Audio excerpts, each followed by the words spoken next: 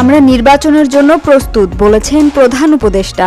অন্তর্বর্তী সরকারের প্রধান উপদেষ্টা ডক্টর মোহাম্মদ ইউনূস বলেছেন, এখন আমরা নির্বাচনের জন্য প্রস্তুত।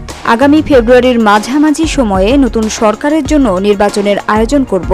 মঙ্গলবার সকালে মালয়েশিয়ার প্রধানমন্ত্রী আনোয়ার ইব্রাহিমের সঙ্গে বৈঠক শেষে যৌথ ব্রিফিংয়ে এ কথা বলেন তিনি। প্রধান উপদেষ্টা বলেন, নির্বাচনের মাধ্যমে আমরা দেশকে স্বাভাবিকভাবে পরিচালনার পথে ফিরিয়ে আনতে পারব। এজন্য আমাদের অনেক সহায়তা প্রয়োজন এবং আমরা মালয়েশিয়ার সহায়তা প্রত্যাশা করছি। এ সময় বাংলাদেশ মালয়েশিয়াকে বিনিয়োগের আহ্বান জানিয়ে ডক্টর ইউনূস বলেন, এখানে অপার সম্ভাবনা রয়েছে। রোহিঙ্গা সংকটের বিষয়ে তিনি বলেন, রোহিঙ্গারা আমাদের জন্য বড় সংকট।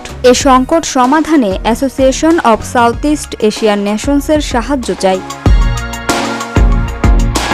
প্রধান উপদেষ্টা স্থানীয় সময় সোমবার সন্ধ্যা ৭টা ৫০ বিমান বাংলাদেশ এয়ারলাইন্সের একটি ফ্লাইটে কুয়ালালামপুর আন্তর্জাতিক বিমানবন্দরে পৌঁছান।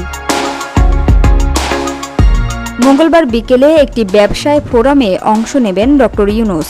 এরপর তিনি মালয়েশিয়ায় বসবাসরত প্রবাসী বাংলাদেশিদের সঙ্গে মতবিনিময় সভায় অংশ নেবেন।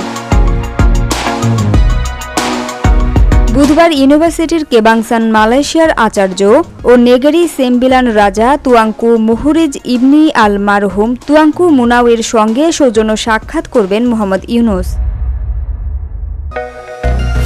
এরপর প্রধান উপদেষ্টাকে একটি সম্মানসূচক ডক্টরেট ডিগ্রি তুলে দেবেন ইউকেএম বিশ্ববিদ্যালয়টি। বিশ্ববিদ্যালয়ের শিক্ষার্থীদের উদ্দেশ্যে একটি স্মারক বক্তৃতাও দেবেন প্রধান উপদেষ্টা।